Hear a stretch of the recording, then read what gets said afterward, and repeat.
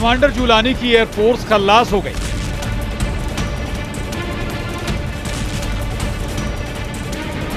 Commander Jolani की naval power का सफाया हो गया। कमांडर जुलानी की ग्राउंड फोर्स 85% क्लीन हो चुकी है। इजराइल के बारूदी तूफान में जुलानी के कट्टर लड़ाके उड़ गए। जुलानी के बाद खामनेई पर हमले से दहल गए एटमी अड्डे। और क्या कमांडर जुलानी पर बड़ा खतरा मंडरा रहा है? इन सभी सवाल के पीछे एक बड़ा कारण है वो हालात जो इस वक्त सीरिया में बने हुए हैं। सीरिया को इजराइल से दुश्मनी की भारी कीमत चुकानी पड़ रही है। कमांडर जुलानी, एर्दोआन और ईरान को भी दुश्मनी बहुत महंगी पड़ने लगी। नेतन्याहू ने हाथ आए मौके को बखूबी भुना लिया है। सीरिया में टेरर ग्रुप पर स्ट्राइक का बहाना बनाकर इजराइल दुश्मनों को दम से उखाड़ रहा है। इजराइल के हमले हर गुजरते दिन तेज होते जा रहे हैं, विध्वंस होते जा रहे हैं।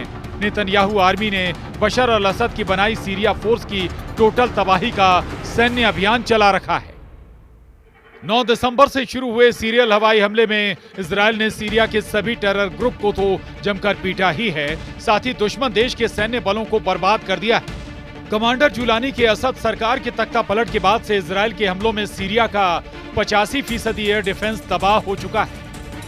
इजराइल की एयर स्ट्राइक में सीरिया के 85% से ज्यादा एयर डिफेंस सिस्टम कबाड़ बन चुके हैं। इजराइल ने सीरिया एयर फोर्स के 107 एयर डिफेंस कंपोनेंट्स और 47 रडार बर्बाद कर दिए हैं। इजराइल ने सीरियाई एयरबेस और हथियार डिपो को निशाना बना सैकड़ों मिसाइल, 27 लड़ाकू विमान और 24 हेलीकॉप्टर के परखच्चे उड़ाए हैं। इजराइल ने सीरिया के लटाविया में नौसैनिक ठिकानों को भी निशाना बनाया, जिसमें सीरिया के 15 नौसैनिक जहाज तबाह हो गए। हमलों में इजराइल ने 1800 से ज्यादा हथियारों का इस्तेमाल किया। इजराइल ने सीरिया में अब तक कुल 480 ठिकानों पर बमबारी की है। सीरिया के माउंट हार्मोन से मिलिट्री ऑपरेशन अंजाम दे रहे इजराइल की रेंज में पूरा सीरिया आ चुका है। इजराइल डिफेंस फोर्स बिना किसी परेशानी के दुश्मनों के अड्डे पर कहर बनकर टूट पड़ रहे हैं। सीरिया के नक्शे पर इजराइल की मौजूदगी कितनी है और उसकी मार कितनी भयानक है, इसे समझिए। 13 दिसंबर के लेटेस्ट अपडेट के हिसाब से हल्के हरे रंग में सीरिया के नक्शे पर दिख रहे इस सबसे बड़े हिस्से पर कमांडर जुलानी के टेरर ग्रुप हयात अल तहरीर का कब्जा है। 9 दिसंबर तक इस हिस्से पर बशर अल असद की हुकूमत चल रही थी। पीले रंग में घिरा इलाका वो है जहां कुर्द लड़ाकों का दबदबा है। कुर्दों की सीरियन डेमोक्रेटिक फोर्स यहां कब्जा जमाए हुए है। फिरोजी रंग में दिख रहे इलाके पर तुर्की के समर्थक सीरियन फोर्स ने कब्जा जमा रखा है। हल्के नीले रंग में दिख रहे इस छोटे से हिस्से में गोलान हाइट्स पर इजराइल का बरसों से कब्जा है। वहीं गाढ़े नीले रंग में दिख रहे इलाके को इजराइल ने 10 दिसंबर को कब्जे में लिया है। एक तरफ कमांडर जुलानी फौजी लिबास उतारकर सीरिया की सत्ता संभालने के सब्जबाग सजा रहे हैं, दूसरी तरफ नेतन्याहू के वॉर प्लान ने ईरान को थर्रा दिया है। टाइम्स ऑफ इजराइल की रिपोर्ट के मुताबिक इजराइल डिफेंस फोर्स ने पीएम नेतन्याहू को जानकारी दी है कि ईरान के एटमी अड्डे को तबाह करने का ये सबसे अच्छा मौका है। रिपोर्ट में दावा किया गया है कि आईडीएफ ने जंगी जेटों से ईरान के एटमी ठिकानों पर हमले की तैयारी भी शुरू कर दी। ईरान के एटमी साइट को निशाना बनाने की कई वजहें आईडीएफ की तरफ से गिनाई गई। इजराइल ने आज तक जो धमकी दी है वो सच हुई है, चाहे वो हमास के सफाए की हो, चाहे हिजबुल्लाह की बर्बादी की हो, चाहे वो सीरिया के टेरर ग्रुप क्यों ना हो। इजराइल जिसे निशाने पर लिया है उसका काम तमाम कर डाला।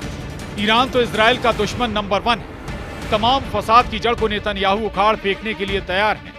अगर ईरान के एटमी साइट को इजराइल दहलाएगा तो टॉप पर जो न्यूक्लियर अड्डा है वो है नतांज, जहां ईरान अंधाधुन यूरेनियम संवर्धन में जुटा है। पश्चिमी मीडिया में दावा किया जाता है कि ईरान के पास 8 से 10 परमाणु बम बनाने के लिए यूरेनियम का भंडार है, लेकिन हाल ही में हुए परमाणु समझौते के बाद ईरान ने यूरेनियम के भंडार को 98% तक कम करने की हामी भरी है। ईरान ने यूरेनियम संवर्धन के स्तर को 3.67% पर रखने की शर्त मान ली। अभी ईरान के पास नतांज और फोर्डो न्यूक्लियर साइट पर यूरेनियम संवर्धन चल रहा है।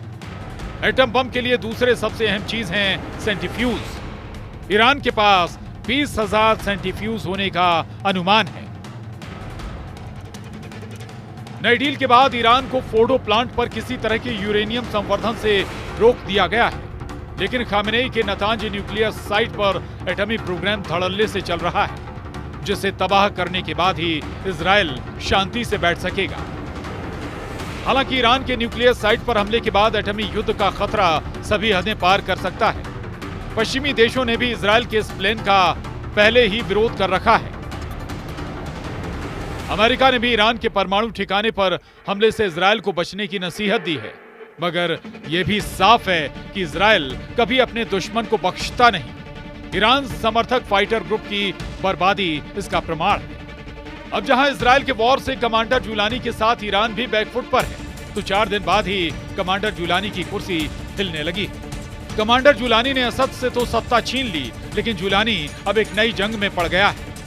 जुलानी के लिए ये लड़ाई जानलेवा साबित हो सकती है, क्योंकि सीरिया में बशर अल असद की सत्ता जाने के बाद कई कमांडर पैदा हो गए हैं जो जुलानी से बेहद ही ज्यादा खूंखार हैं। एक्सपर्ट्स के मुताबिक सीरिया में इलाके के लिए होने वाली ये लड़ाई कुछ ही दिनों में गृह युद्ध में तब्दील होगी और इसमें अमेरिका से लेकर रूस और तुर्की सब कूदेंगे। अमेरिका पर्दे के पीछे होगा, तुर्की पर्दे के पीछे होगा, रूस पर्दे के पीछे होगा, ईरान पर्दे के पीछे होगा। लड़ेंगे सभी देशों के सीरिया में खड़े किए हुए विद्रोही और गृह युद्ध बेहद ही खतरनाक होगा। बेहिसाब खून बहेगा। बिल्कुल सही सुन रहे हैं। सीरिया को लेकर यह ऐसी भविष्यवाणी है जिसके बारे में एक्सपर्ट्स कह रहे हैं कि यह होकर ही रहेगा। इसे कोई रोक नहीं सकता, क्योंकि सीरिया में सभी देशों के अपने अपने स्वार्थ हैं और दमिश्क पर विद्रोहियों के कब्जे के बाद वो स्वार्थ प्रभावित हो रहे हैं और ऐसा कोई भी देश नहीं चाहता। सीरिया में हालात खराब हो चुके हैं। अमेरिका के विदेश मंत्री का प्लान इस वक्त एक्टिव है। एंटनी ब्लिंकन कभी इस देश कभी उस देश दौरे पर दौरा कर रहे हैं, हालात संभालने की बात कर रहे हैं, लेकिन सबसे बड़ा सवाल कि क्या इसका असर होगा। अखबारों में, टीवी पर, मोबाइल पर, दमिश्क पर कब्जे के बाद अब तक आप हजारों पर कमांडर जुलानी का चेहरा देख चुके हैं। कमांडर जुलानी को दुनिया का बच्चा बच्चा पहचान चुका है, लेकिन सीरिया में अब भी सैकड़ों नहीं हजारों जुलानी जैसे कमांडर हैं जो मौके की तलाश में हैं।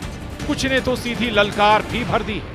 विदेशी मीडिया की रिपोर्ट्स कहती हैं कि अमेरिका को जरा भी अंदाजा नहीं था कि विद्रोही महज 11 दिनों में असद को सत्ता से बेदखल कर देंगे और उन्हें अपनी जान बचाने के लिए रूस में शरण लेनी पड़ेगी।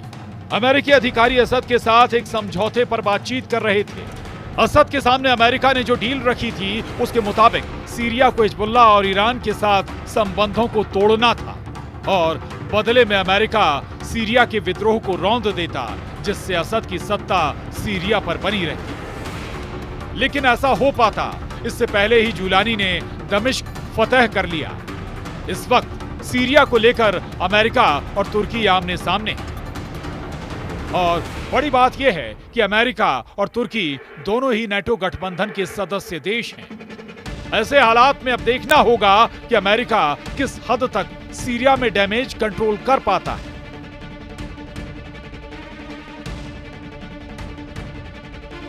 Bureau report, news 18।